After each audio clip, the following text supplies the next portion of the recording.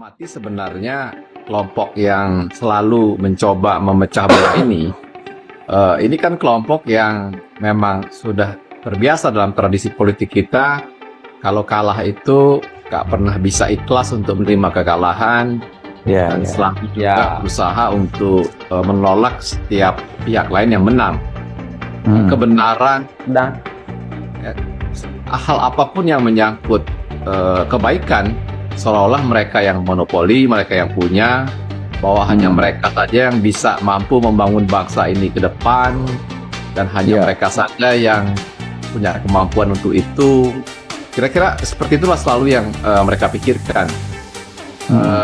Yang lalu mungkin saya khawatir cara-cara seperti ini akan kemudian bisa memprovokasi antara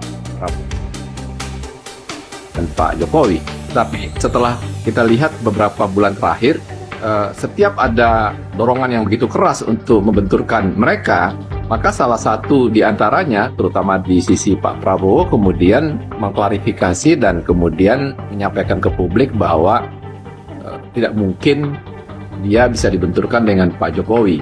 Gitu. Hidup Jokowi! Yes, yang udah nengok video Rakernas Gerindra ini sangat amazing ya guys. Di sini Pak Jokowi itu di treatment sama Pak Prabowo itu secara ugal-ugalan guys. Dia itu sangat dihormatin gitu guys. Enggak seperti di partainya dulu guys. Kalau di partainya dulu tuh dia itu kayak dihina-hina gitu kan guys. Kalau di sini tuh sangat dihargai guys. Terima kasih ya Pak Prabowo. Ya benar.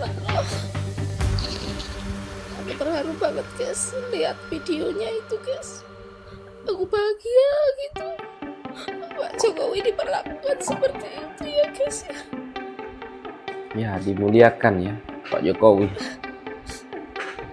Pak Prabowo itu orangnya tahu berterima kasih ya guys ya. Dia itu tahu balas budi ya guys ya. Enggak seperti Mega ya.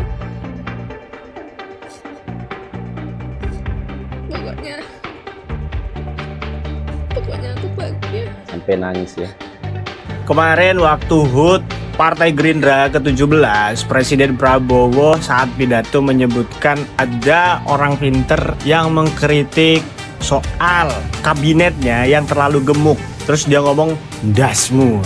Terus dia bilang juga bahwasanya dia nggak peduli karena yang penting adalah outputnya, yang penting adalah dampaknya untuk rakyat. Lah begini, yang perlu kita soroti adalah para ahli itu mengkritisi dan juga mungkin beberapa masyarakat melihat ada ketidakefisiensi kabinet yang dibentuk, sehingga harusnya itu menjadi pertimbangan ataupun hal yang disorot oleh Bapak Presiden ya, bukan malah omon-omon Pak. Bapak lupa bahwa kedaulatan tertinggi di negara Republik Indonesia ini dipegang oleh rakyat. Jangan menunjukkan sikap yang seolah-olah Bapak ingin bersikap ke depannya itu otoriter, tidak peduli kanan kiri, tidak mau mendengarkan apa yang menjadi masukan, kritikan, sehingga tidak ada pertimbangan untuk membuat kebijakan di masa yang akan datang. Nggak usah dengar. Jadi, kalau rakyat yang saja udah benci Pak maksudnya Prabowo, gitu ya kan. Nah inilah yang kemudian perlu kita perhatikan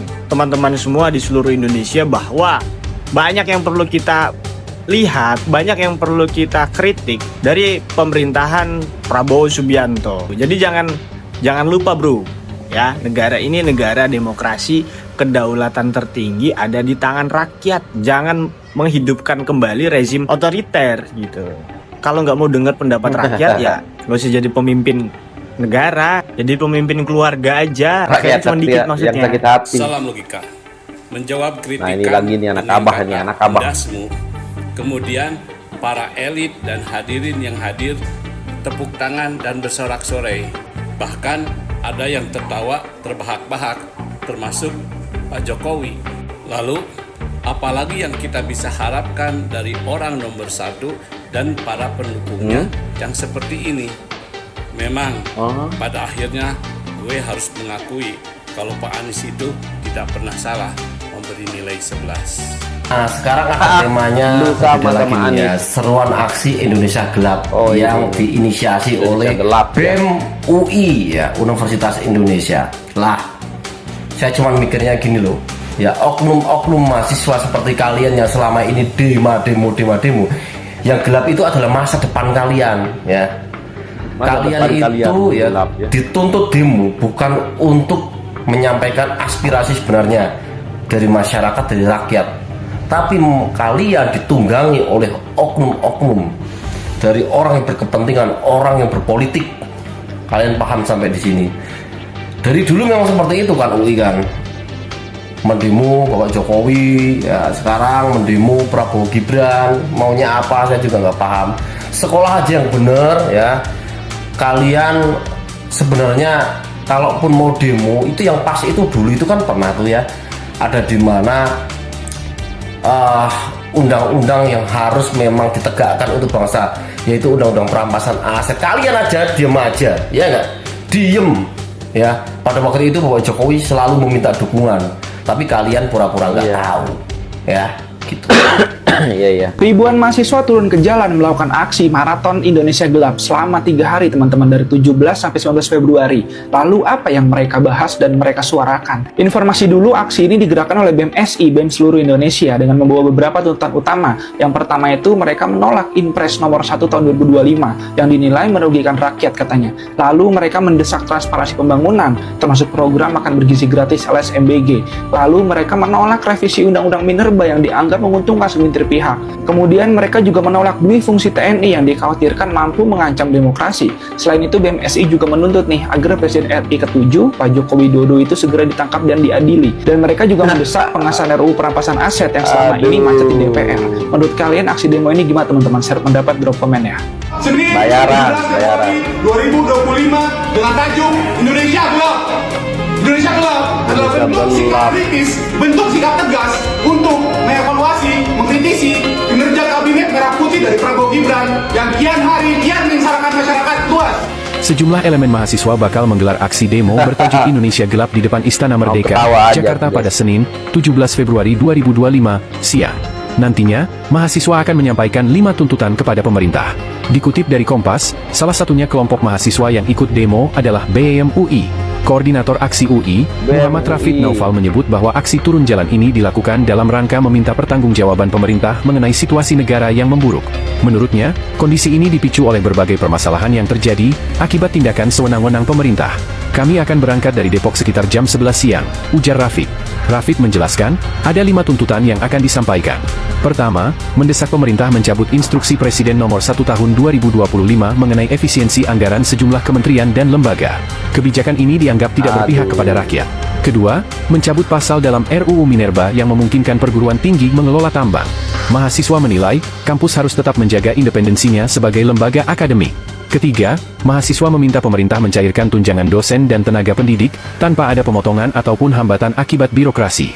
Selain itu, mahasiswa juga mendesak pemerintah mengevaluasi total pelaksanaan program makan bergizi gratis dan mengeluarkannya dari anggaran pendidikan. Terakhir, pemerintah diminta berhenti membuat kebijakan yang tidak berorientasi pada kesejahteraan rakyat. Demo Indonesia Gelap tak hanya digelar di Jakarta, namun juga sejumlah daerah di Indonesia. Hidup mahasiswa! Hidup mahasiswa! Hidup rakyat Indonesia! Hidup rakyat Indonesia!